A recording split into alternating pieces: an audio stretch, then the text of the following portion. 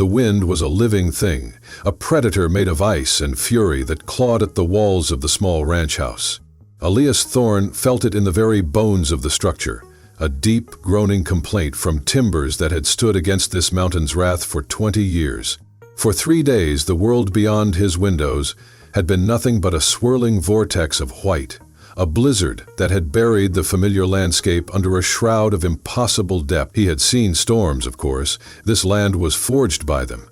But this was different. This was a hungry storm, a storm that seemed to want to erase the very memory of the world, to scour the valley clean down to the bedrock. He moved through the small, warm space of his cabin with the practiced economy of a man who has long been alone. The fire in the hearth was his only companion, its crackling voice a defiant whisper against the gale's roar. He had done all that could be done. The livestock were huddled in the reinforced barn, the shutters were barred, and he had enough firewood stacked to last a month. He was a fortress of one, a king of a silent, snow-drowned kingdom, and that was how he wanted it. The silence, the solitude, they were the balm he had applied to a wound that would never truly heal. It had been 10 years since the silence had first fallen, 10 years since the laughter of his wife, Clara, and the boisterous shouts of his son Daniel had been stolen by the fever. After that, the world of men held nothing for him. He had sold his stake in the town, retreated to this high country ranch, and methodically, painfully, erased himself from the society that had continued on without his family. He was a ghost in his own life, and the snow, in its infinite purity and coldness, felt like a kindred spirit.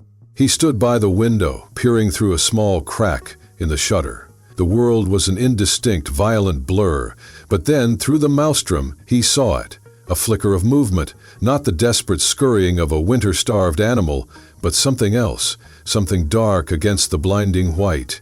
He squinted, his heart giving a sudden, unfamiliar lurch. It was a shape, small and struggling, staggering against the wind's assault.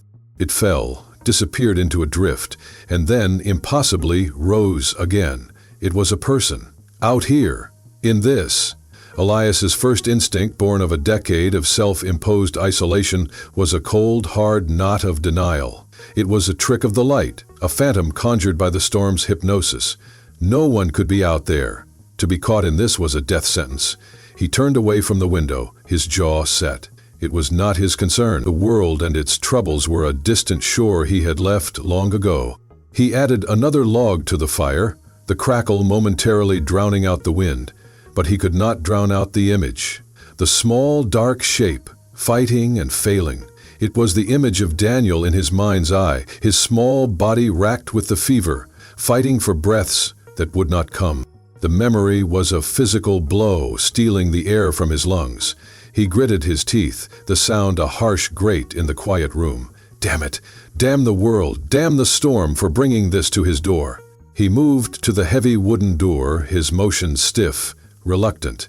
He pulled on his thickest coat, his fur-lined gloves, and wrapped a woolen scarf around his face until only his eyes were exposed.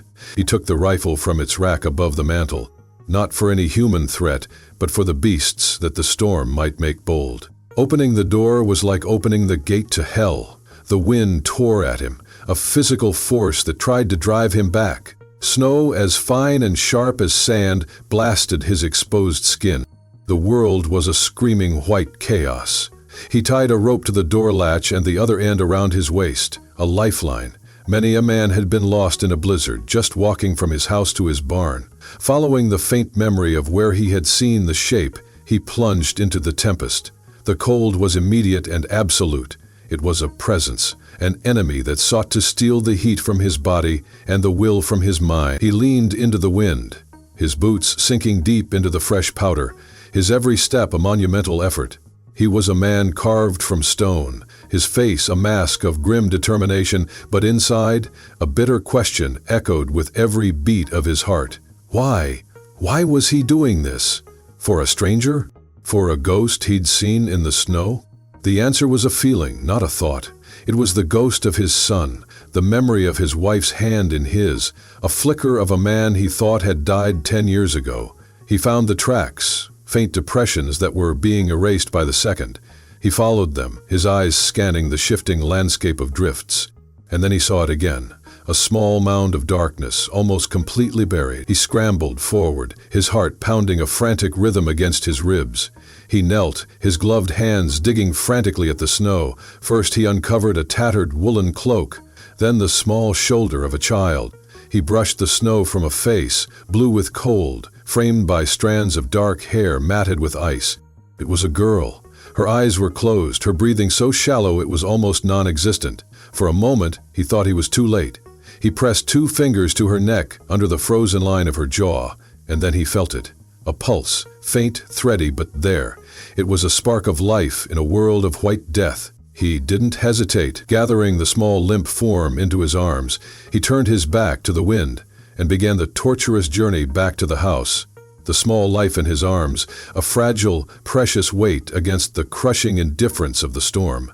He didn't know who she was, or how she had come to be in this frozen wasteland. He only knew that he had found her, and as he battled his way back to the warmth of his home, he couldn't shake the feeling that this storm, this girl, was not an ending, it was a beginning. The hardest choice of his life was not deciding to go out into the storm. That was instinct, a dormant piece of his soul stirring from its long slumber. The hardest choice was yet to come. He just didn't know it yet. He laid her down on the worn rug before the hearth, the firelight casting a flickering golden glow on her pale, still face. For a long moment, Elias just stood there, dripping melted snow onto the floorboards, the roar of the wind outside seeming to recede as he stared at the impossible sight. A child. There was a child in his house. The house that had been silent for a decade, a shrine to loss, was now occupied by a new, fragile life. He shook himself from his stupor. She was freezing, her clothes soaked through and stiff with ice. If he didn't act quickly, the spark of life he had felt would be extinguished by the cold that had seeped into her very marrow. He worked with a gentle efficiency that surprised even himself. His hands, calloused and rough from years of ranch work, became instruments of delicate care. He peeled away the frozen layers of her clothing, the thin woolen cloak, the simple dress, the worn leather boots that were falling apart. Underneath, she was bone-thin, her ribs visible beneath her pale skin. He saw bruises on her arms, dark and angry against the white of her skin, and an older, partially healed cut on her forehead. These were not the marks of a simple journey gone wrong. A deep, cold anger, an emotion he hadn't truly felt in years, began to smolder in his gut. He wrapped her in the warmest, softest blankets he owned, the ones that had once belonged to Clara, which he kept stored away in a cedar chest. As he tucked the wool around her small frame, the faint scent of dried lavender, the scent of his wife, rose from the fabric, and it was like a ghost's touch on his heart. He pushed the feeling down, locking it away in the iron box where he kept all his memories. Now was not the time for ghosts. Now was for the living. He prepared a weak broth, forcing himself to remember the things he had done for Daniel when the fever had taken hold. He propped her head up gently, and using a small spoon, he managed to get a few drops of the warm liquid between her blue-tinged lips. She didn't stir, but she swallowed instinctively. It was enough. He spent the next hour watching her, a silent vigil by the fire. He was a man adrift, his carefully constructed world of solitude shattered by the arrival of this small, battered stranger. He looked around the room, at the familiar objects that defined his existence. The worn leather armchair where he read, the shelf of books, the photograph on the mantel he could never bring himself to put away. It was a picture of him, Clara, and Daniel, taken on a sunny afternoon a lifetime ago. They were smiling, a perfect, unbroken circle. Now the circle was shattered, and this girl, a fragment of some other broken family, had washed up on his shore. Who was she? Where had she come from? The questions circled in his mind like vultures. Travelers, perhaps, caught unawares by the storm's sudden fury. But that didn't explain the bruises, the look of gaunt desperation on her face. A deep unease settled over him. He was a man who had intentionally cut himself off from the world's problems. Yet one of its most desperate problems was now sleeping in his wife's blankets, in front of his fire. He felt a powerful urge to saddle his horse the moment the storm broke, to take her to the nearest town, hand her over to the sheriff, and retreat back to his sanctuary. Let the world deal with its own. He had paid his dues. He had lost everything. He owed nothing. He repeated this to himself like a mantra, a prayer to the god of solitude he had worshipped for 10 years. But as he looked at her small, still form, at the way her chest rose and fell with each shallow breath, the mantra felt hollow. He was a good man, Clara had always told him, a good man who had been dealt a cruel hand. He had thought that part of him was dead, buried with his family on the small hill behind the house. But as the firelight danced and the storm raged on, he felt it stirring, a sense of responsibility, a flicker of connection. It was a terrifying feeling, as unwelcome as the blizzard itself. He was a lone wolf, content to live and die in his mountain den. But the cry of a lost lamb had reached him, and he found, to his own dismay, that he could not ignore it. He pulled his armchair closer to the fire, the rifle resting against its side, and settled in for a long night. He would watch over her. He would keep her safe, for now. When the storm passed, he would make his decision, but as the hours wore on, and the only sound was the wind and the girl's soft breathing, a part of him already knew the world had found him, and he was not sure he had the strength to turn it away again. As dawn tried and failed to break through the thick gray blanket of the storm, the girl began to stir. Her first movements were small, a twitch of her fingers, a faint groan that was little more than a whisper of air. Elias, who had not slept, was instantly alert. He had spent the night in the armchair, watching her, his mind a turbulent sea of old grief and new, unwelcome responsibility. He had kept the fire fed, ensuring a constant, steady warmth permeated the room. He had checked on her every hour, feeling for the strength of her pulse, touching his rough hand to her forehead to check for fever. Now her eyelids fluttered, delicate as moth wings. They opened, revealing eyes the color of a summer sky, startlingly blue in her pale, drawn face. For a moment, they were unfocused, clouded with confusion. Then they landed on him, and the confusion was instantly replaced by a stark, primal terror. She scrambled backwards, crab-walking across the rug until her back hit the stone of the hearth, her small body trembling violently. She tried to speak, but only a dry, rasping sound came out. She pulled the blanket tighter around herself, a fragile shield against the large, grim-faced stranger looming over her. Elias held up his hands, palms open, a universal gesture of peace. He kept his voice low and steady, the way one might speak to a spooked colt. "Easy now, you're safe." The words seemed to have no effect. Her eyes, wide and wild, darted around the unfamiliar room, taking in the rough-hewn walls, the shuttered windows, the mounted head of a great stag on the wall. She was a caged animal, looking for an escape that wasn't there. Where am I?" Her voice was a hoarse whisper, cracked with dehydration and fear. "My name is Elias Thorne. This is my ranch. I found you in the snow."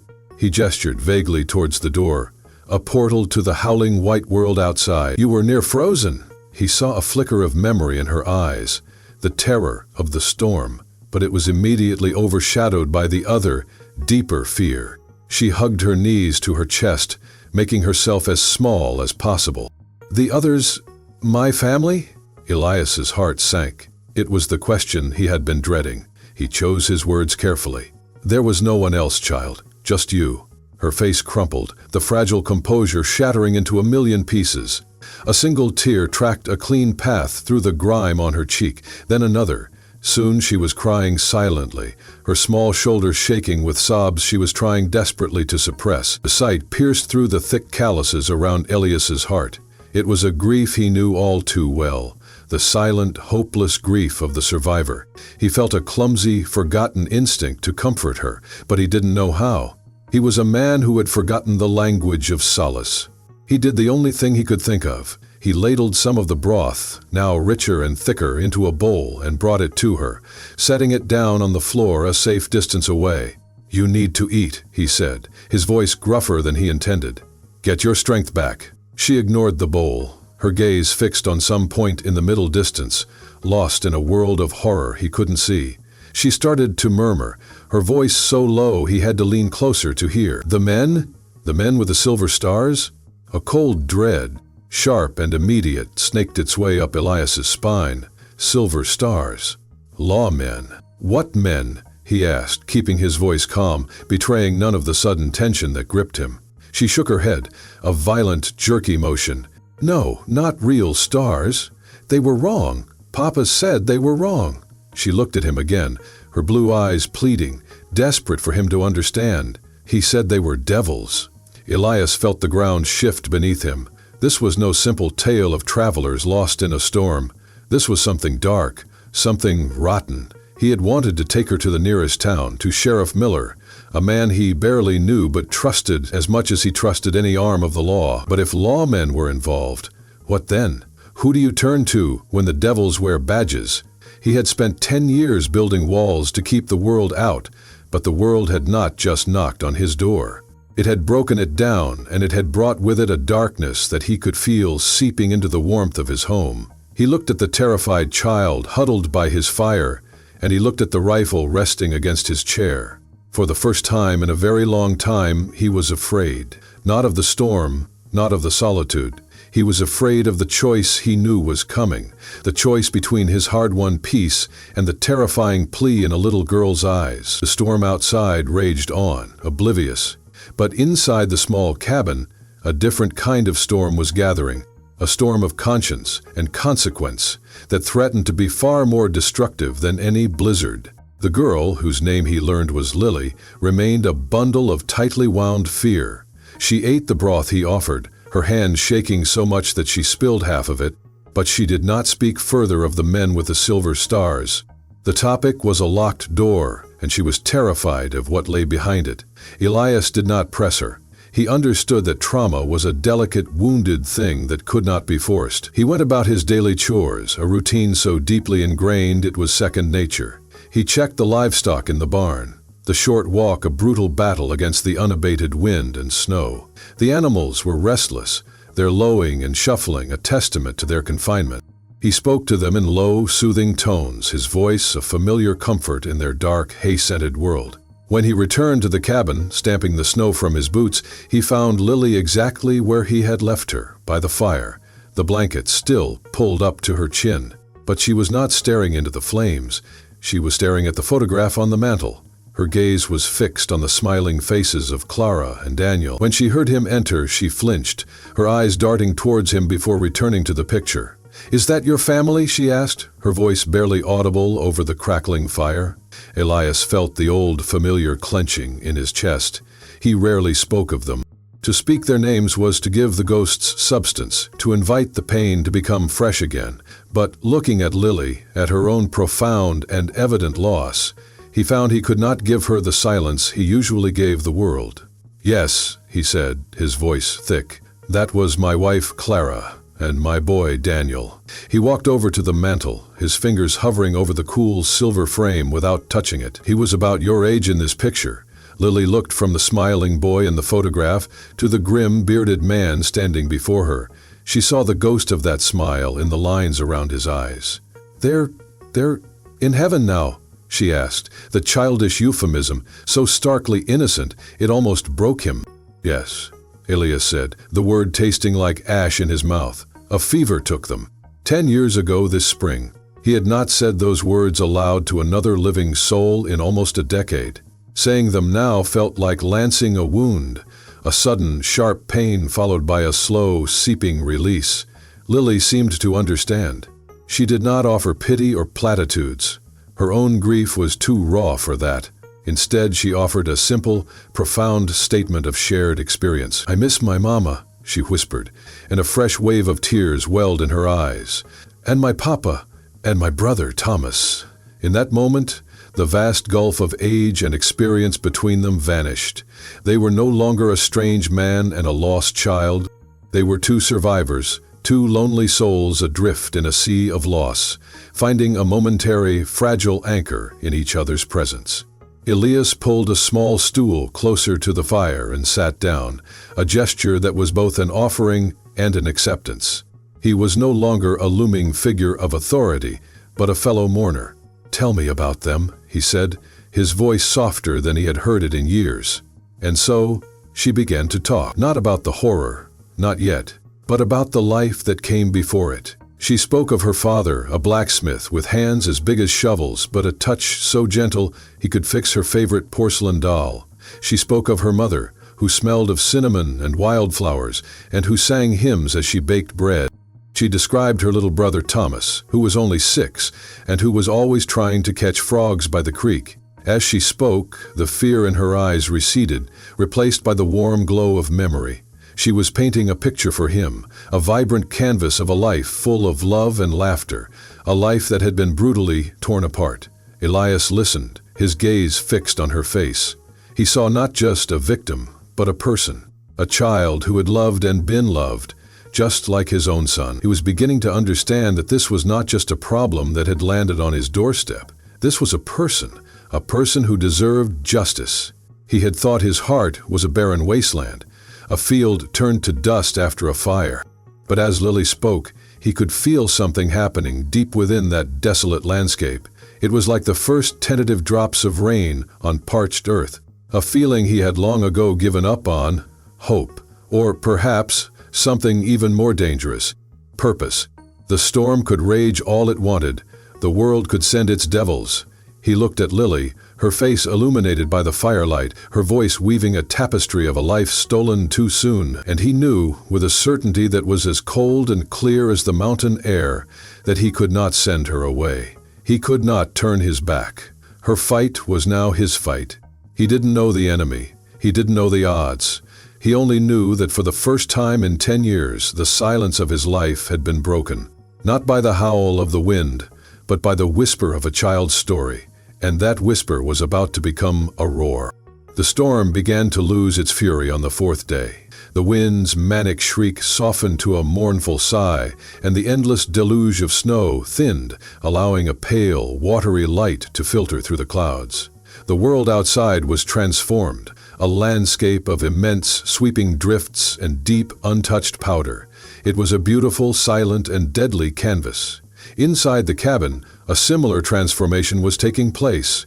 The fragile truce between Elias and Lily had deepened into a quiet companionship. He had found, to his astonishment, that he remembered how to make flapjacks. As they sat at the rough-hewn table, eating the first real meal either of them had had in days, the atmosphere was almost domestic. It was a ghost of a life he had once known, and the familiarity of it was both comforting and painful. Lily, fortified by food and the relative safety of the cabin, seemed to be gathering her strength, not just physically but emotionally. The terror in her eyes had been replaced by a watchful gravity. She was a child who had been forced to grow up too fast. After they ate, as Elias was cleaning their plates, she spoke, her voice clear and steady, no longer the frightened whisper it had been. "I have something to show you," she said. She reached into the folds of the blanket she still carried with her like a shield and pulled out a small, oilskin-wrapped parcel. It was stained and worn, but it had been carefully protected. She placed it on the table between them. "My papa told me to keep this safe. He said it was the most important thing in the world. He said it was our future." Elias dried his hands on a rag and sat down opposite her. He looked from her serious, determined face to the parcel on the table. He had a sense of profound foreboding, the feeling of a man standing on the edge of a cliff, knowing the next step would change everything. "What is it?" he asked. She carefully unwrapped the oilskin, her small fingers working with reverence. Inside was a leather-bound journal, its cover stamped with the initials J.W. for Jacob Wells, her father. Beside it lay a folded, official-looking document, sealed with wax. "My papa wrote in this every day," she said, pushing the journal towards Elias. "He wrote about our journey, about the land, about them." Her voice faltered on the last word. Elias picked up the journal. The leather was cold and stiff. He opened it to the last entry. The handwriting was neat and strong, the script of a learned man, but as he read, the lines became more hurried, more frantic. The entry was dated just 5 days ago. It described their group of settlers, 12 families in all, being stopped in the high pass by a group of men led by someone they called Marshal Blackwood. At first there was relief. They were lost, the storm was coming, and the sight of lawmen was a blessing. But the blessing quickly curdled into a curse. Blackwood, her father wrote, was a man with a smile as sharp as a blade and eyes as cold as a winter river. He had informed them they were trespassing on land that belonged to the railroad and that they were under arrest. Jacob Wells had protested. He had the document to prove their claim. He described arguing with Blackwood, showing him the paper. The marshal had only laughed. "That piece of paper means nothing up here," Blackwood had said. "The only law up here is me." The journal entry ended abruptly. The last sentence was a scrawled, desperate plea. "He is lying. They are not lawmen. They are murderers. God help us." Elias felt a chill that had nothing to do with the weather. He looked up from the journal and met Lily's gaze. Her eyes were filled with a terrible adult knowledge. "He knew," she whispered. "Papa knew they were going to kill us." Elias picked up the other document. It was a land patent, officially signed and sealed by the territorial governor's office. It granted 12 families led by Jacob Wells title to a tract of land in the northern valley, the very valley where Elias's ranch was the sole outpost. The land was not railroad property, it was theirs. The pieces clicked into place with the cold, hard finality of a jail door slamming shut. This wasn't a misunderstanding. It wasn't a case of mistaken jurisdiction. This was a calculated, cold-blooded massacre orchestrated by a man wearing a badge for the sole purpose of stealing land. And this girl, this child, was the only witness. The journal and the patent were the only proof. Elias closed the journal, his knuckles white. The smoldering anger he had felt earlier now burst into a full, roaring flame. He thought of the men, women, and children left to die in the snow, a fate he had almost shared with his own family a decade ago. He looked at Lily, this small, brave girl who had survived the unthinkable and had carried the truth with her through a deadly storm. His hard-won peace, his solitude, his desire to be left alone, it all crumbled to dust. It was not a choice anymore. It was an obligation, a sacred duty. The world he had turned his back on had sent him a messenger, and her message was one of profound evil and a desperate need for justice. "Marshal Blackwood," Elias said, the name tasting like poison. "I know of him. He keeps the peace down in Sterling, or so they say." "He's the devil," Lily said, her voice trembling with a mixture of fear and hatred. He smiled while he did it. "He told my papa that the snow would be their graves, and that no one would ever know." Elias stood up and walked to the window, pushing the shutter open a crack. He looked out at the vast, white expanse. The snow was no longer a symbol of purity or peace. It was a tomb, but it was a cover-up. But Blackwood had made one mistake. He had missed one, and she had found her way to the one man in this God-forsaken valley who had nothing left to lose and who was now, suddenly, terrifyingly finding something to fight for. "He's wrong," Elias said, his voice a low growl. "Someone will know. We will make them know." He turned from the window, and the look on his face was one Lily had not seen before. The sadness and weariness were gone, replaced by a cold, hard resolve that seemed to cut the air like a knife. The rancher, the hermit, the grieving husband and father, was gone. In his place stood a warrior. The full story came out of her then, a torrent of memory and horror that she had kept dammed up inside. As the last of the storm receded, leaving behind a world of brilliant, blinding white, under a newly cleared sky, Lily sat by the fire and recounted the nightmare. She spoke of how Marshal Blackwood and his 5 deputies had ridden into their small camp of wagons, how Blackwood, a tall, handsome man with a charming smile, had disarmed them all with his pleasantries, offering them coffee and assuring them he was there to guide them safely through the pass. The men in her party, relieved and grateful, had handed over their rifles willingly. It was the first, fatal mistake. "Papa was suspicious," Lily whispered, her hands clenched in her lap. "He said Marshal Blackwood's eyes didn't match his smile. He told me to stay close, to watch." Once the settlers were disarmed, the marshal's demeanor had changed. The mask of civility dropped away, revealing the predator beneath. His voice became hard, his words like chips of ice. He announced they were trespassing and that all their property, wagons, livestock, and personal belongings, was now forfeit. That's when her father, Jacob, had produced the land patent. "Papa stood up to him," she said, a flicker of pride in her voice. "He wasn't afraid. He called him a thief and a liar." Blackwood had simply laughed, taking the patent and holding it up for his men to see. "This is just paper," he'd sneered. "Out here, lead is law." Then, without warning, the violence began.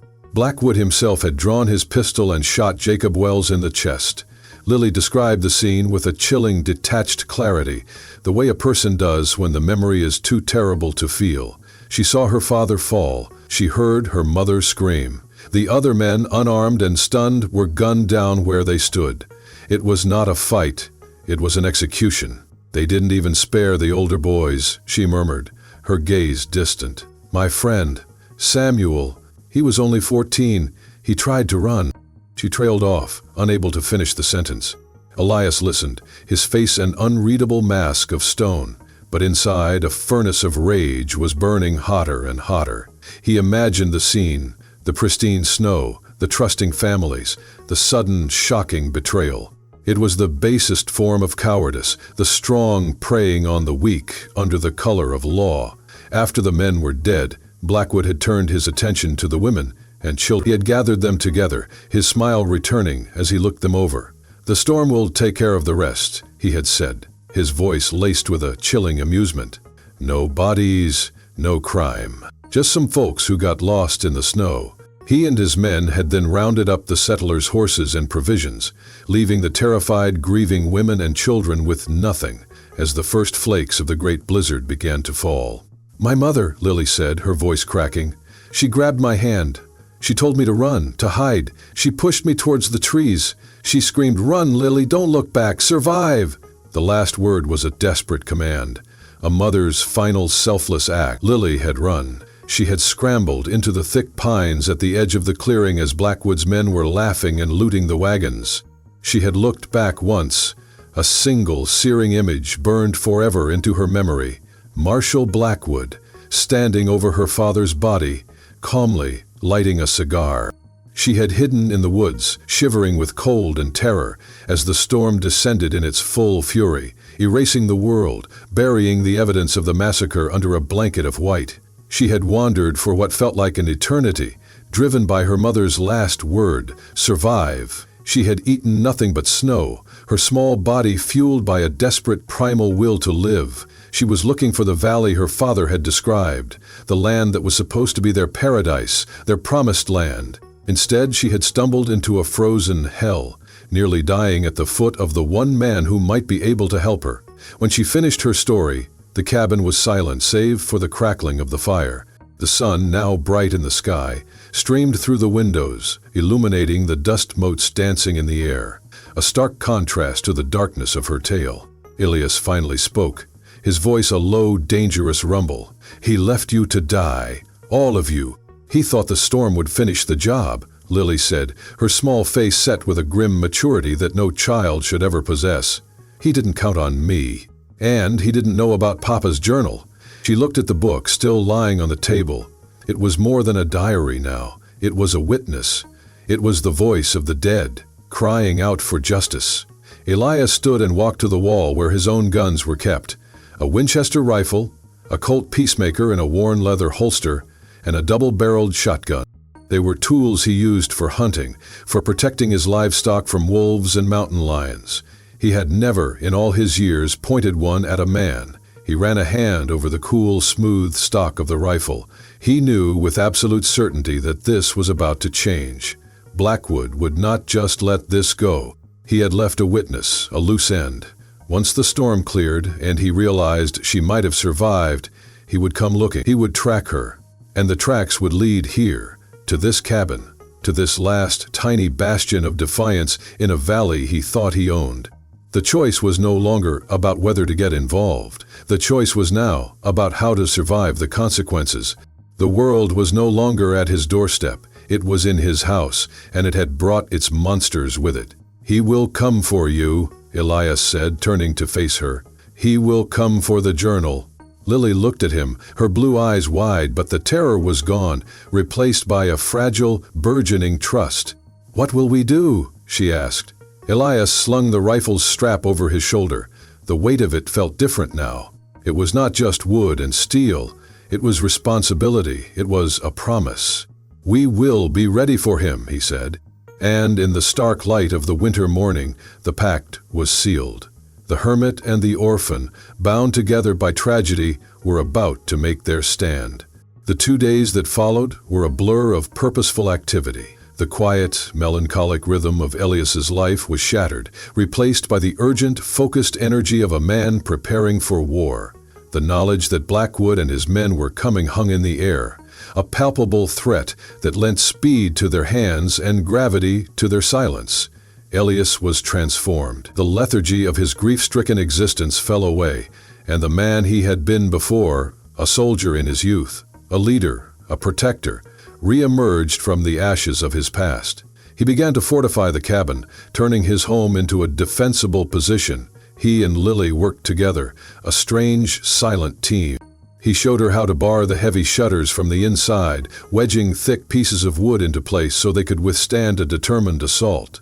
They hauled water from the well, filling every bucket and basin they could find, knowing that once a siege began, any trip outside would be impossible.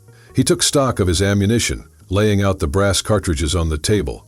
He had enough. He was a rancher after all, and preparedness was a way of life. But he had never imagined preparing for this kind of fight.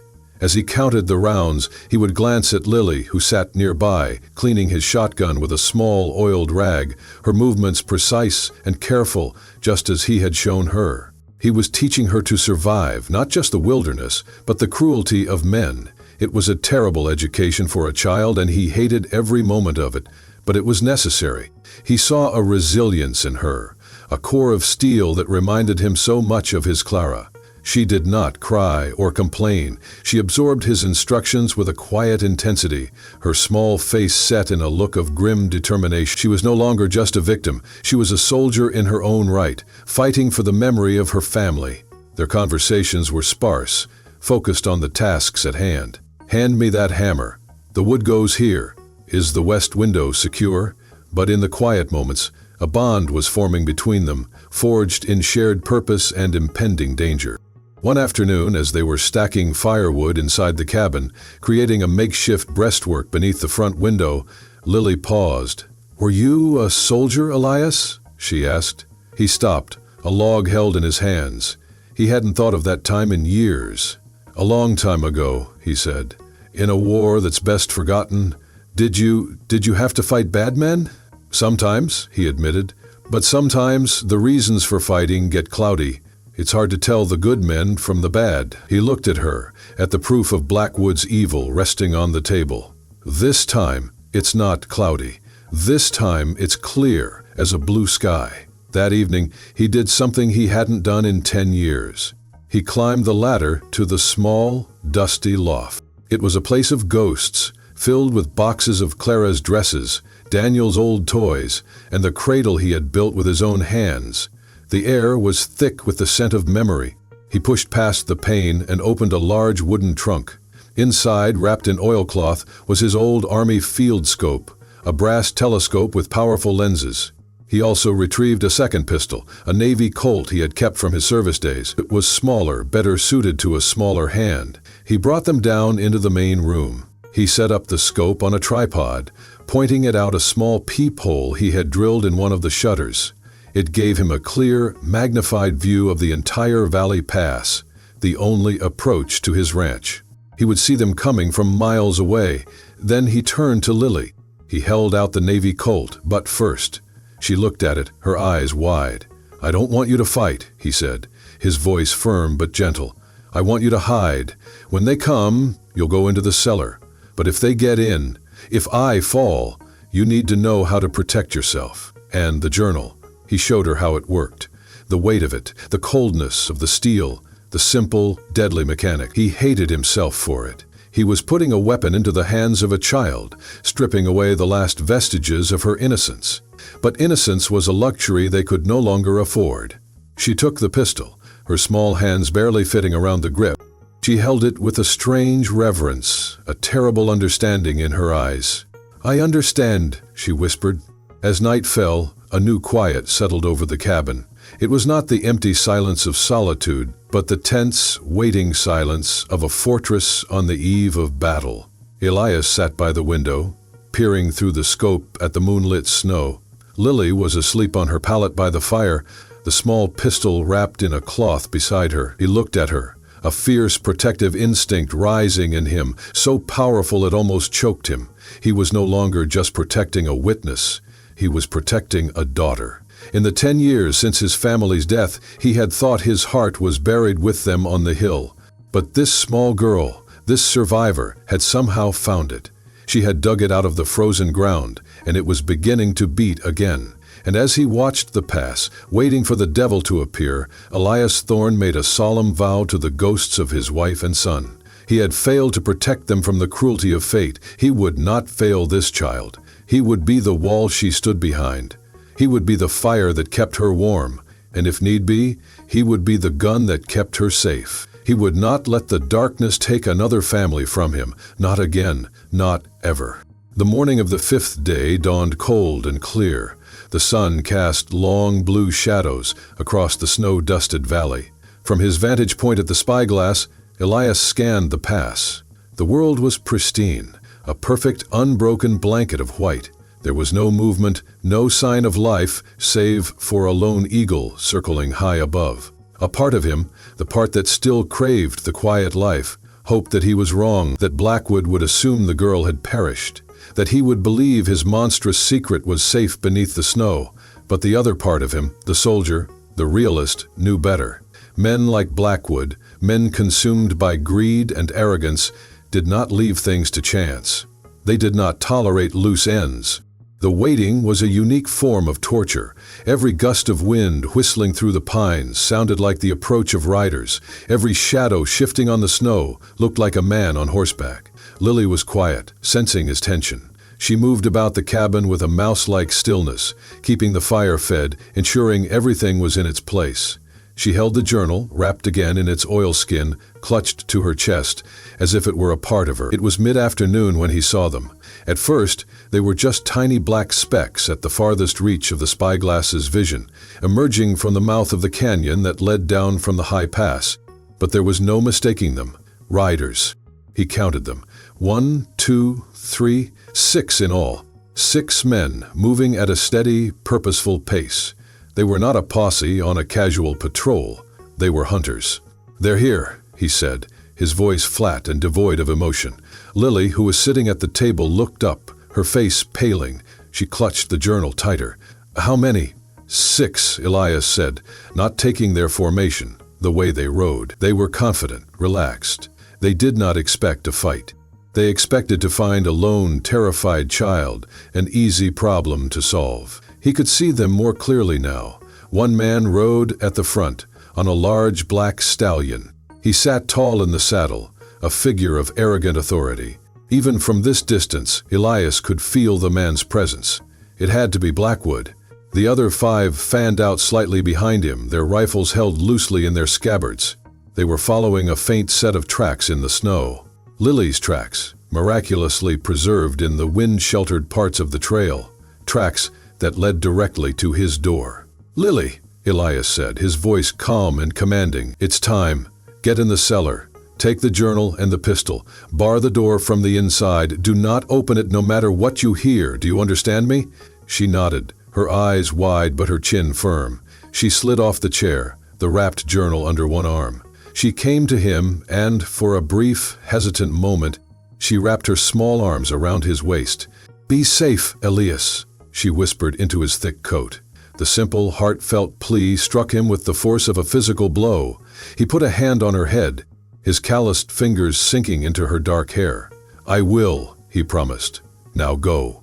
She scurried to the trapdoor in the floor hidden beneath a bearskin rug. She lifted it, gave him one last look, and descended into the darkness below.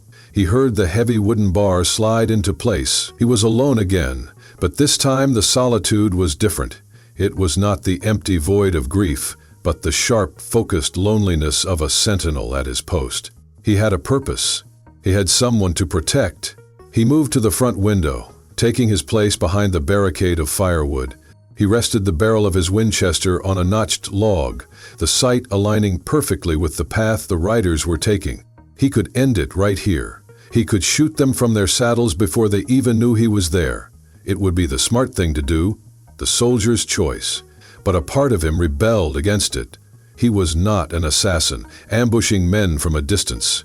He was a man of justice. He would face them. He would give them a choice. He would let them declare their intentions, and then he would answer in kind. He was not the monster they were. He would let them prove it. He watched as they drew closer, their figures growing larger, their casual demeanor unchanged. They rode into the clearing in front of his cabin and reined in their horses, the animals snorting and stamping in the cold air. They were here. The devils had arrived. Elias took a slow, steadying breath. His heart was a calm, cold drum in his chest. The fear was gone, replaced by a crystalline clarity. He looked at the men who had murdered 12 people in cold blood and left women and children to freeze. He thought of Lily, huddled in the dark cellar beneath his feet, the last survivor of their cruelty. He felt no hatred. He felt no anger. He felt only a profound and unshakable resolve. The silence of the valley was broken by a single authoritative voice. "Hello, the house. My name is Marshal Blackwood. I'm looking for a lost child. I have reason to believe she came this way." The voice was smooth, confident, laced with the false honey of authority. Elias did not answer. He simply watched, his finger resting lightly on the trigger of his rifle. The battle for the soul of this valley had begun. Marshal Blackwood sat on his black stallion, a portrait of confident authority.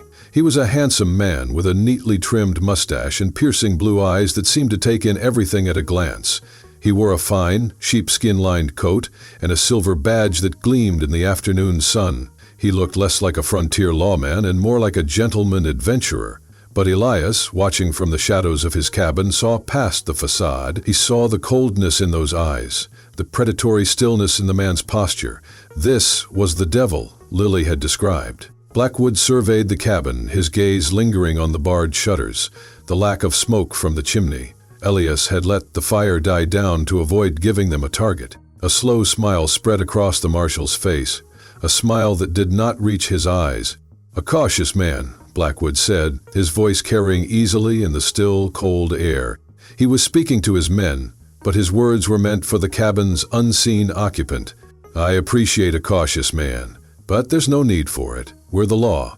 We're here to help." He swung down from his horse with a practiced grace. His men remained mounted, their hands resting near their pistols, their eyes scanning the silent cabin, the surrounding trees, the barn. They were professionals. Elias remained silent, his Winchester steady. Let them make the next move. Let them reveal their hand. Blackwood took a few steps forward, his boots crunching in the snow. He stopped about 30 yards from the door. "I know you're in there.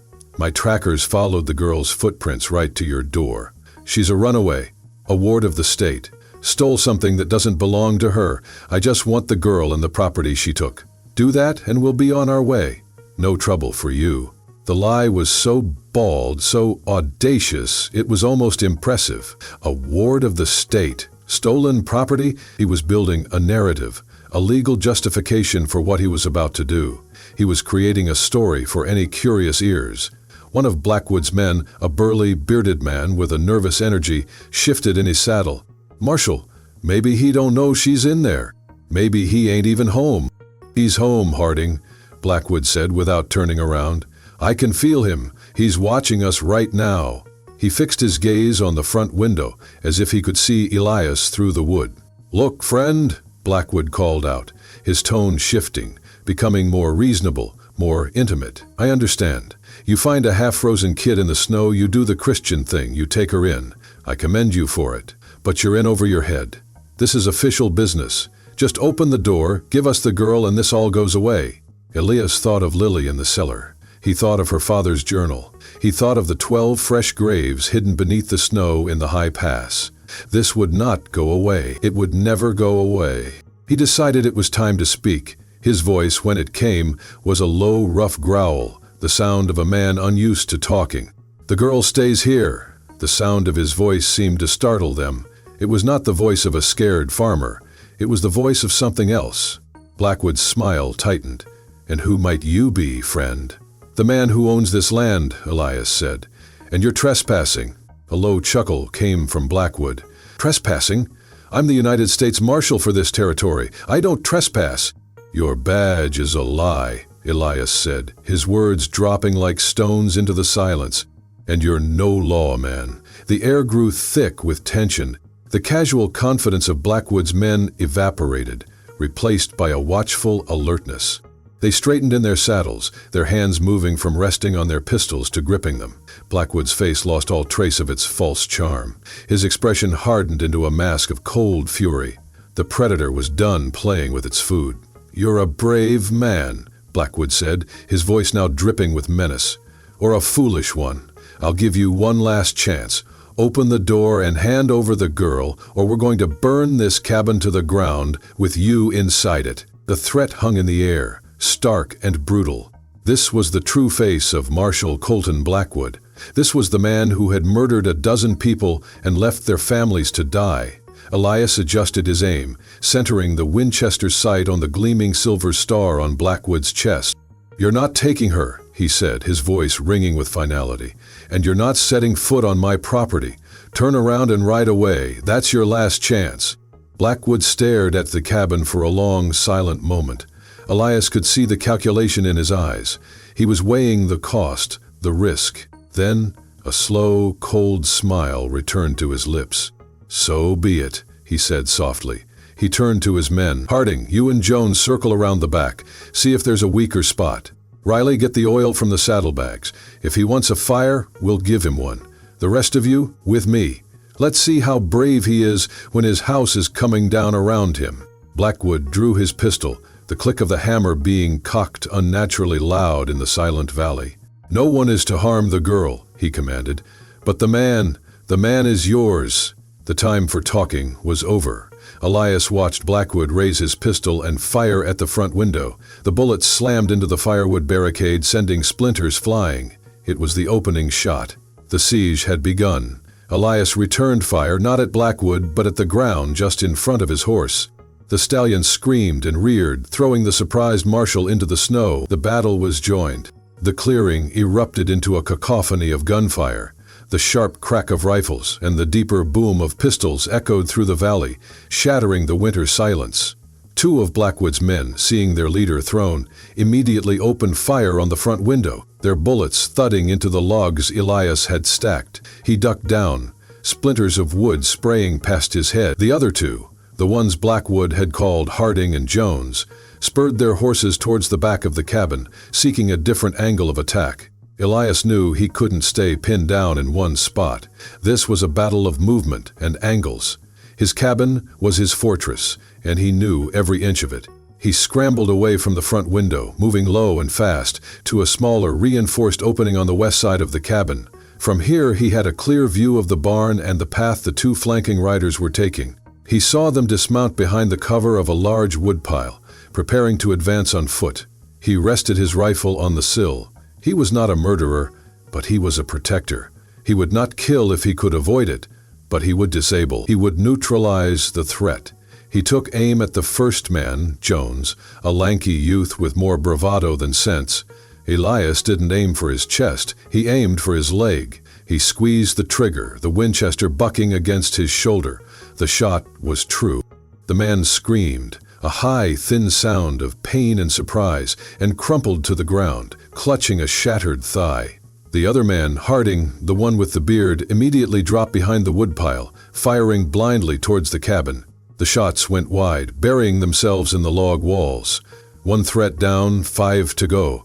Elias knew he couldn't afford to waste time.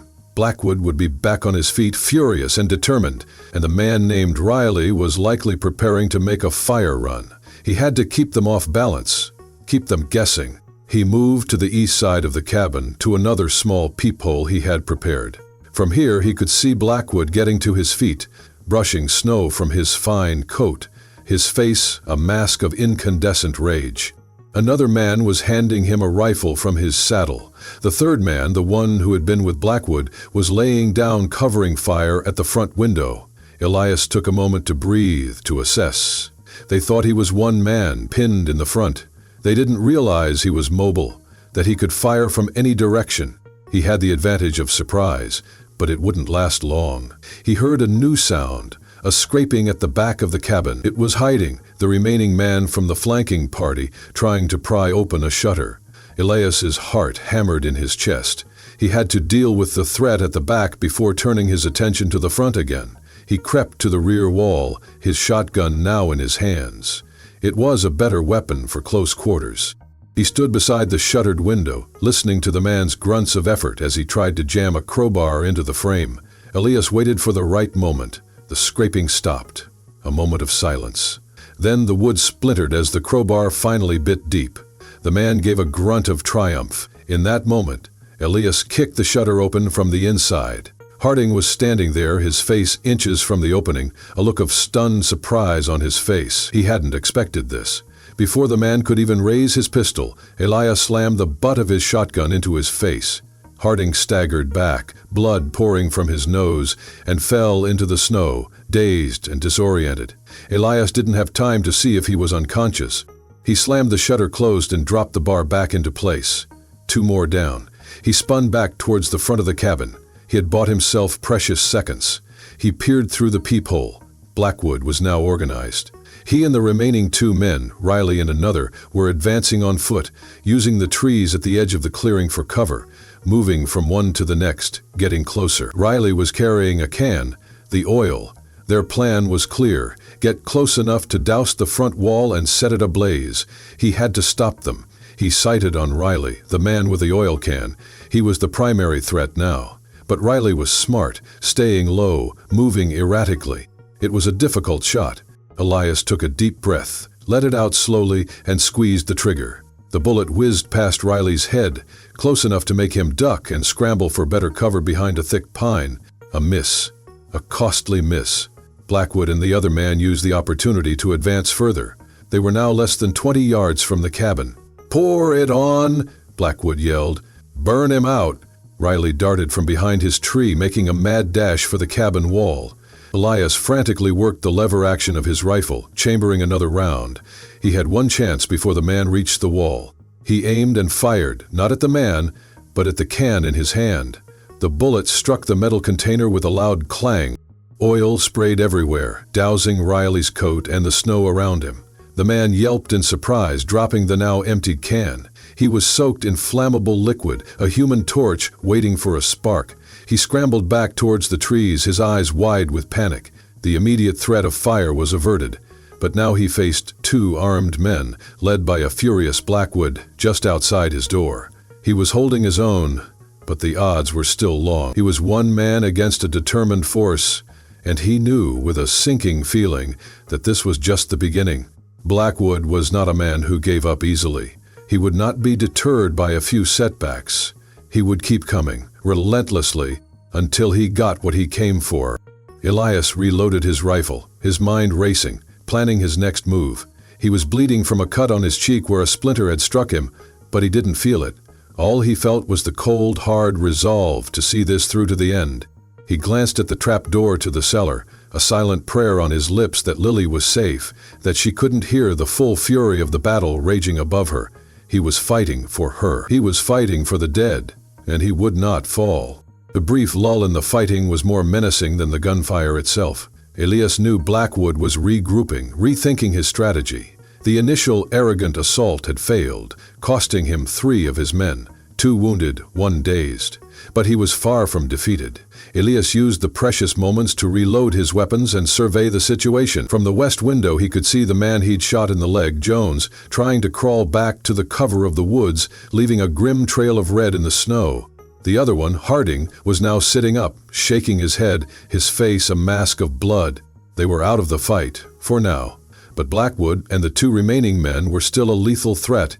He peered through the front peephole. Blackwood was crouched behind a fallen log, deep in conversation with his 2 remaining deputies. They were no longer exposed. They were using the terrain now, adapting. This was the most dangerous phase of the fight. The element of surprise was gone. Now it would come down to tactics and endurance.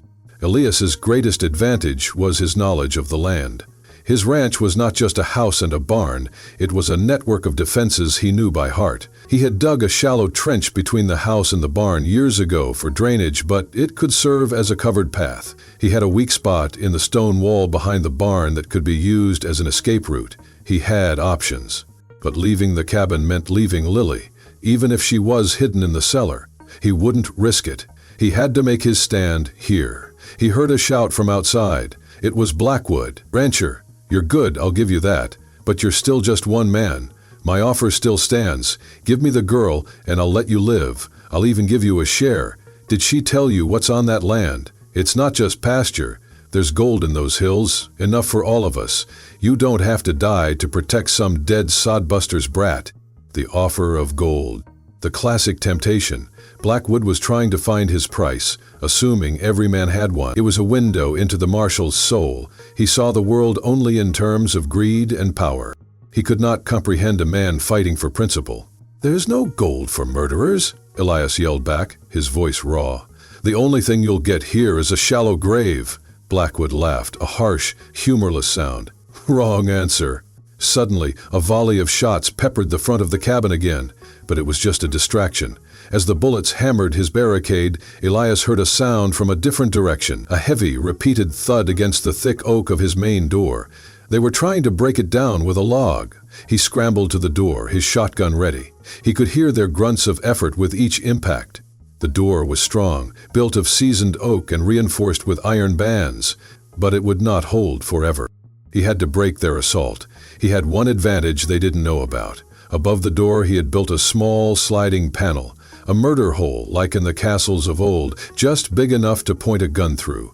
It was designed for fighting off wolves, not men, but the principle was the same. He slid the panel open silently. Peering down, he could see two men, Riley and the other deputy, holding a thick log, preparing for another swing. Blackwood was standing back, providing cover fire. Elias aimed the shotgun not at the men, but at the log they were holding. He pulled both triggers at once. The blast was deafening in the confined space. The double load of buckshot tore into the log, shattering the wood, sending a storm of jagged splinters into the faces and hands of the men holding it. They screamed and dropped the heavy timber, stumbling back, their hands and faces bleeding from a dozen small cuts.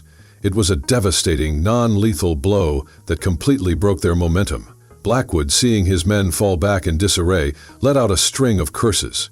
He fired a few more angry, inaccurate shots at the cabin before retreating back to the cover of the trees to tend to his wounded deputy. Elias had won another round, but he knew he was just buying time. He was wearing them down, yes, but they were also wearing him down. His adrenaline was high, but he could feel a deep weariness setting in. How long could he keep this up? One man against a determined force, even a diminished one? He looked at his dwindling pile of shotgun shells. He had plenty of rifle ammunition, but the shotgun was his best weapon for close-in defense. He was running low. He leaned against the wall, his breath coming in ragged gasps. The silence returned, heavier and more foreboding than before. He listened for any sound from the cellar, but heard nothing. He prayed Lily was being brave, that she was staying quiet. He was her only shield. He had to hold. He had to endure. He moved back to the spyglass, his body aching, and peered out at the pass. His hope was a foolish one, a desperate long shot. He was looking for a miracle, for help, but the pass was empty. The valley was empty. There was no one coming. He and Lily were alone. The sun was beginning to dip towards the western peaks, painting the snow in shades of orange and pink. Soon, night would fall, and night would bring its own terrors. Blackwood would not give up. He would use the darkness to his advantage. The fight was far from over. It was about to enter its deadliest chapter. The transition from dusk to full dark was swift in the valley. The brilliant colors of sunset faded, and the world was plunged into a deep, starless black. The moon hidden by a gathering bank of clouds. The cold intensified, and a profound, listening silence descended. For Elias, the darkness was an enemy. It cloaked his opponents, hiding their movements, turning every shadow into a potential threat. He knew Blackwood would not waste these hours. The marshal was out there, somewhere in the gloom, nursing his wounds and his fury, plotting his next move. Elias did something he knew was risky but necessary. He lit a single, small lantern and placed it in the center of the room, keeping it low so its light would not be visible from the outside through the peephole. He needed to see, and the pitch black of the cabin was as disorienting as the darkness outside. He moved through the small space like a ghost, checking each window, listening. The silence was a taut string, vibrating with unspoken menace. He imagined Blackwood and his men, now just a trio of wounded, desperate animals, circling his home like wolves.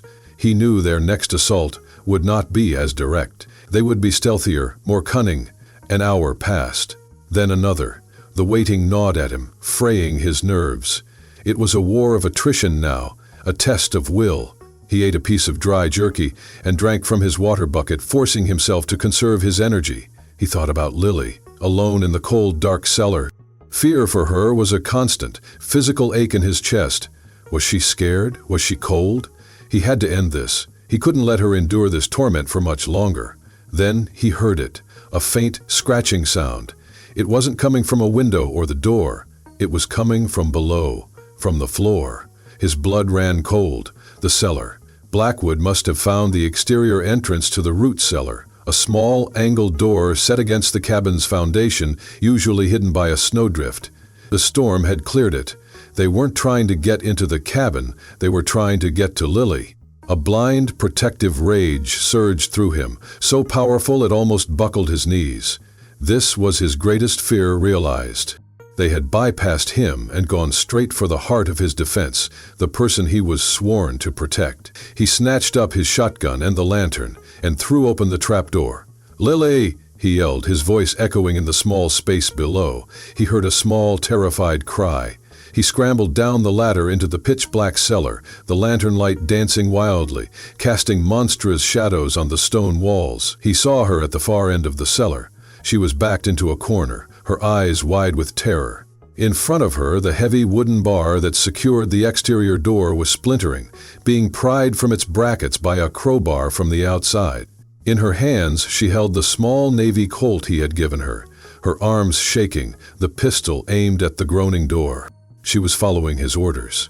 She was preparing to defend herself. In that moment, his heart swelled with a fierce pride. She was not just a victim, she was a fighter.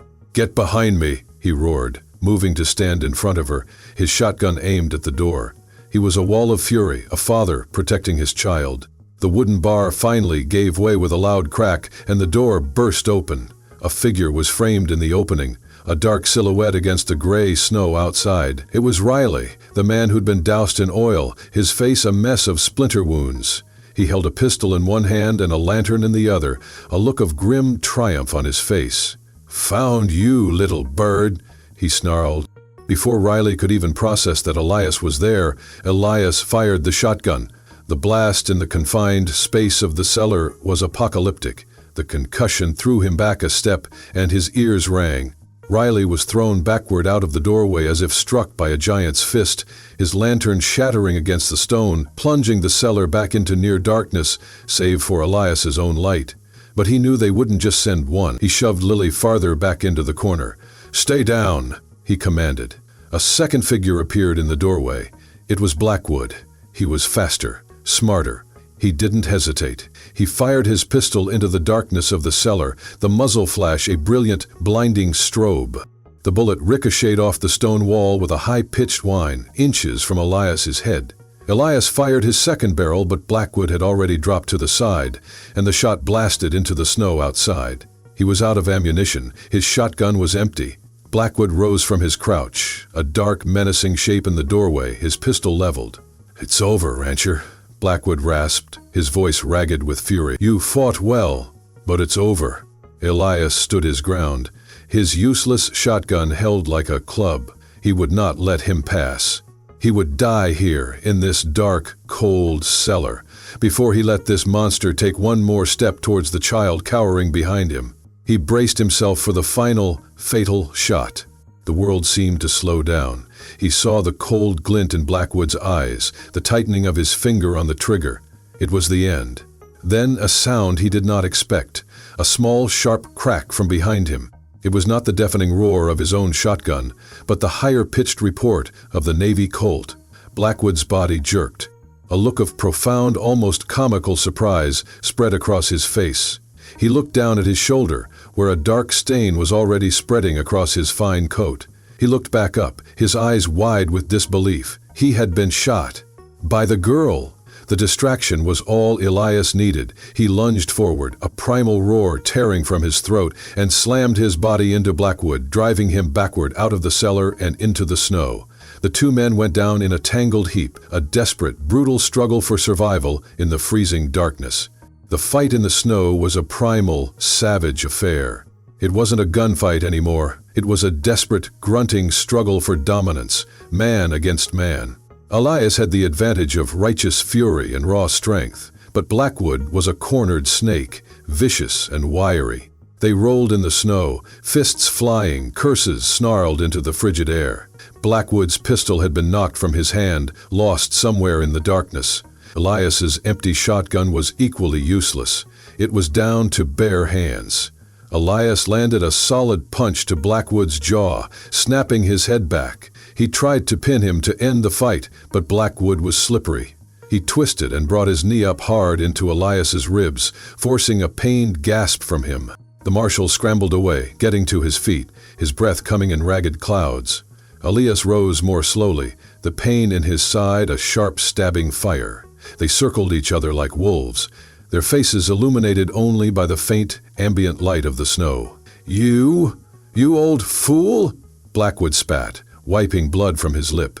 "You would die for her? For a nobody?" "She's not a nobody," Elias roared, lunging again. "She's everything you're not. She's innocent. She's brave." He tackled Blackwood around the waist, and they crashed into the side of the cabin, the impact rattling the logs.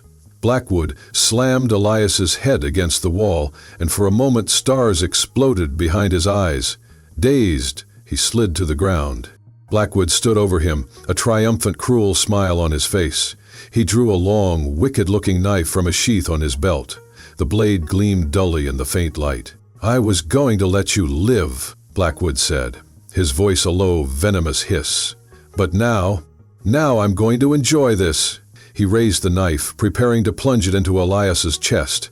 Elias looked up, his vision swimming. He saw the descending blade, the look of murderous glee on Blackwood's face. He thought of Lily, alone in the cellar. He thought of his promise. He could not fail. From the darkness behind Blackwood, a new voice rang out, laced with panic and desperation. "Marshal, no!" It was Harding, the bearded deputy with the broken nose. He was staggering towards them from the trees, his pistol in his hand, but it wasn't aimed at Elias, it was aimed at his own leader. "This has gone too far. We're not murderers." Blackwood froze, the knife held aloft. He turned his head slowly, a look of pure contempt on his face. "Harding, don't be a fool. Put the gun down." "No," Harding said, his voice shaking but resolute. "We shot unarmed men. We left women and children to die. I won't be a part of this anymore. It's over." Blackwood's eyes narrowed. He saw the wavering resolve in his deputy's face. He made a decision. With lightning speed, he spun and threw the knife. It wasn't aimed at Elias on the ground. It was aimed at Harding. The deputy cried out and fell to his knees, clutching his chest where the knife had buried itself. Blackwood had just silenced the one dissenting voice in his own crew. It was a fatal miscalculation. The moment he had turned his back on Elias, he had given him the opening he needed.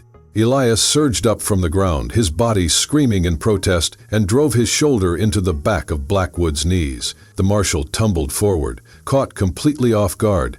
He landed hard, the air driven from his lungs. Elias was on him in an instant, his hands closing around Blackwood's throat. He was no longer a rancher. He was an executioner. The rage he had suppressed, the grief he had buried for 10 years, it all came pouring out in a wave of focused, violent energy. He looked into the eyes of the man who had brought so much death and suffering into his world, the man who had threatened to take away the one small spark of light that had re-entered his life. He saw fear in Blackwood's eyes now.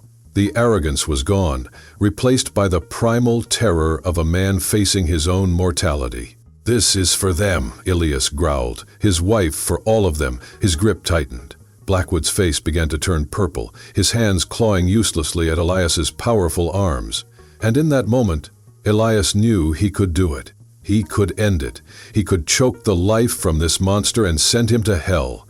He was a breath away from becoming the very thing he was fighting against. The killer. A voice, small and clear, cut through his rage. "Elias, don't." He stopped. His grip slackened. He looked over his shoulder. Lily was standing at the entrance to the cellar, the small pistol held at her side. Her face was streaked with tears and dirt, but her eyes were clear and steady. "Don't be like him," she pleaded. Her words were a splash of cold water, dousing the fire of his hatred. He looked down at the gasping, pathetic man beneath him. He looked at the dying deputy in the snow. He looked at the innocent child who had just saved him, not just from Blackwood's knife, but from his own darkness. He was not a murderer. He was a protector. He stood up, dragging Blackwood to his feet by the collar of his coat. He slammed him against the cabin wall. "It's over," Elias said, his voice trembling with the aftermath of his rage. And then, from the distance down the valley pass, came a new sound. The sound of dozens of horses, moving at a gallop, and the faint, unmistakable call of a bugle. Elias and Blackwood both froze, their heads turning towards the sound. A long line of dark figures on horseback was riding hard towards the ranch, their forms silhouetted against the snow. They were moving in a disciplined military formation. It wasn't a posse. It was cavalry. Help had arrived. The miracle he had been praying for had come. Blackwood's face, already pale with fear, turned ashen. He knew what this meant. His reign was over. His crimes were about to be exposed to the world. He looked at Elias, a look of pure, unadulterated hatred in his eyes. "This isn't over," he snarled. But it was, and they both knew it. The long, bloody night at the ranch was finally coming to an end. The arrival of the cavalry troop was swift and efficient. They swarmed the clearing, their blue uniforms a stark contrast to the white snow and dark night. A captain with a stern, professional demeanor dismounted and took charge of the scene with practiced authority. Elias stood back, his body screaming with pain and exhaustion, and watched as the rule of law, the real law, descended upon the chaos. Blackwood, seeing the jig was up, tried one last gambit. He immediately began shouting, pointing at Elias. "That man is a maniac. He's holding a girl hostage. I'm a U.S. Marshal, and he attacked me and my men while we were attempting a rescue." But his story fell apart almost instantly. The captain, a man named Marshal Thorne, no relation to Elias, a coincidence that felt like a nod from fate, was not a fool. He saw the wounded men, the dead deputy with a knife in his chest, and the fortified cabin. He saw the look on Elias's face, the grim resolve of a man who had been through hell, not the wild eyes of a maniac. Then Lily emerged from the cellar, clutching the journal. She walked straight to Captain Thorne, her small form radiating a courage that belied her years. She didn't cry. She didn't scream. She simply held out the oilskin-wrapped parcel.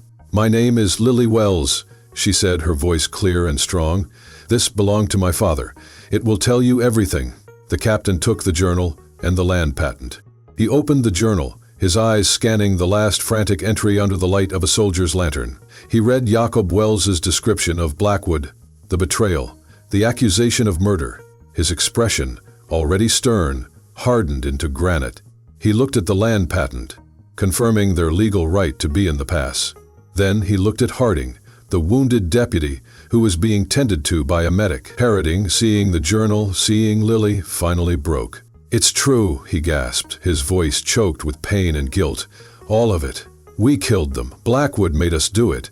We shot the men and left the others to die in the storm." That was it, the final nail in Blackwood's coffin.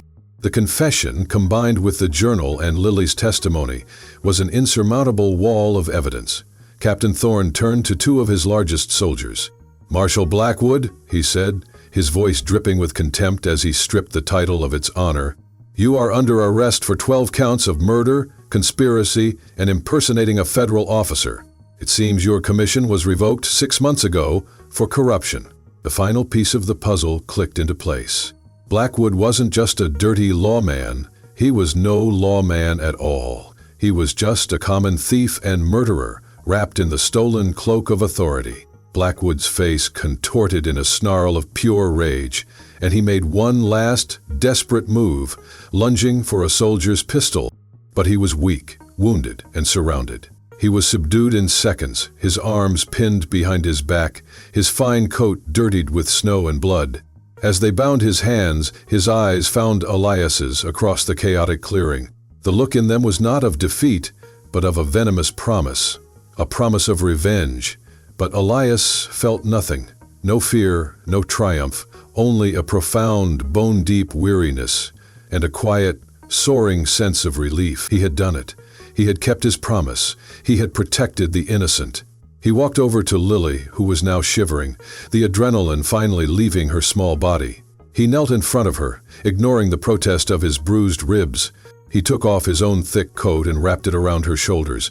It swallowed her whole, a symbol of the protection he had offered and would continue to offer. She looked up at him, her blue eyes shining with unshed tears. "You saved me," she whispered. "No," Elias said, his voice thick with emotion as he gently brushed a stray strand of hair from her face. "We saved each other." The captain approached them, his demeanor softening as he looked at the two of them. "We were dispatched a week ago," he explained. "A telegraph from the governor's office. Jacob Wells had sent word ahead, before entering the pass, a standard precaution. When he didn't report in after the storm, we were sent to investigate. We found the camp this morning. We thought there were no survivors until we saw the smoke from your chimney." Elias had not rekindled the fire, but the embers must have still been smoldering, sending a thin wisp of smoke into the cold air. A tiny sign of life, a beacon of hope in a valley of death. The captain looked from Elias's battered face to Lily's brave, tear-streaked one. "You're a brave man, Mr. Thorne. And you, young lady, you are the strongest person I have ever met." He paused, his gaze full of sympathy and respect. "What will you do now?" Elias looked at Lily, who huddled closer inside his coat. He looked around at his cabin, battered but still standing. He looked at the snow-covered valley, his sanctuary that had become a battlefield. He no longer saw a place to hide from the world. He saw a place to build a new one. "We're home," Elias said, the word feeling new and true in his mouth for the first time in a decade. "We're going to stay right here." The long night was over. The battle was won, and in the cold, clear dawn of a new day, a broken man and a lost child, two survivors bound by fate, began the slow, difficult, and beautiful process of building a family. In the weeks that followed, the valley slowly returned to a semblance of peace, but it was a new kind of peace, one built on truth rather than silence. The soldiers remained for a time, a comforting presence as they undertook the grim task of recovering the bodies from the high pass. Elias insisted that they not be buried there, in the place of their murder. He set aside a piece of his own land, a beautiful sun-drenched hillock overlooking the valley, not far from where Clara and Daniel rested. He and Lily, with the help of the soldiers, created a small cemetery, 12 simple wooden crosses, each one carved by Elias's own hands. He and Lily stood before the graves as Captain Thorne spoke a few words, his voice carrying in the crisp air. It was a place of sorrow, but also of honor. It was a testament that these people had not just vanished into the snow, they had been loved, and they would be remembered. The news of Blackwood's crimes sent shockwaves through the territory. The man who had been seen as a pillar of justice was revealed as a monster, his posse a gang of thieves and murderers. The trial was swift. Harding, in exchange for his testimony, received a lighter sentence. The others, including rifIe, faced the full measure of the law. As for Blackwood, he was sentenced to hang, his arrogance and bravado finally deserting him on the gallows. Elias felt no satisfaction in the man's death, only a quiet sense of closure. Justice had been served. The world was, for a moment, set right. Life at the ranch settled into a new rhythm. It was no longer a place of silent grieving, but one of quiet healing. The bullet holes in the walls were patched, the broken door was repaired, but the scars remained, a reminder of the battle they had fought and won. Elias found that the emptiness of the house was gone, filled by Lily's presence. He heard her humming as she helped with chores, a sound that was like music to his long, silent ears. He taught her how to ride, how to track animals, how to read the weather in the clouds. In turn, she taught him how to laugh again. She would tell him stories her father had told her, her voice filling the small cabin with life. She brought him wildflowers she found in the meadows as the snow began to melt, her small gestures of affection slowly, carefully mending the broken pieces of his heart. One evening, as they sat by the fire, Lily was reading from one of Clara's old books. She looked up, her expression serious. "Elias," she said, "what will happen to me? Will I have to go to an orphanage?" The question hung in the air, filled with a child's deepest fear. The fear of being alone again. Elias set aside the piece of leather he was mending. He looked at this incredible girl who had survived so much, who had fought beside him, who had saved him in more ways than she would ever know. The thought of her leaving, of the silence returning to this house, was more terrifying than any gunfight.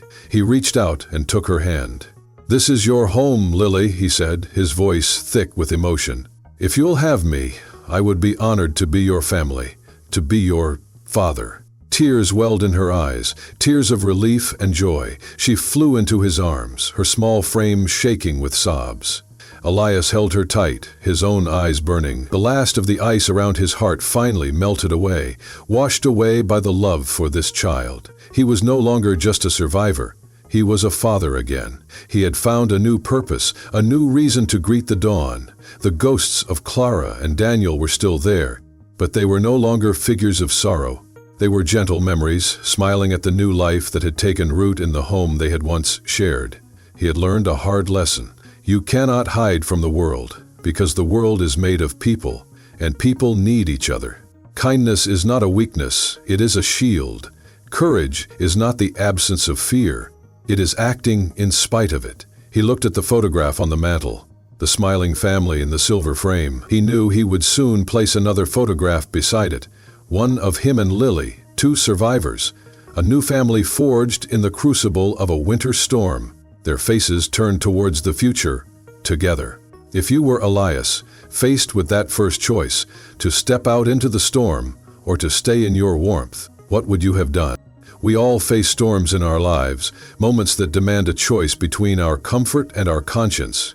Tell me in the comments below what you think the true meaning of courage is, and if this story of hope and resilience touched your heart, subscribe to the channel for more tales that remind us of the strength of the human spirit. For in the end, one small act of kindness, one brave choice to step into the storm, can change not just one life, but the entire world.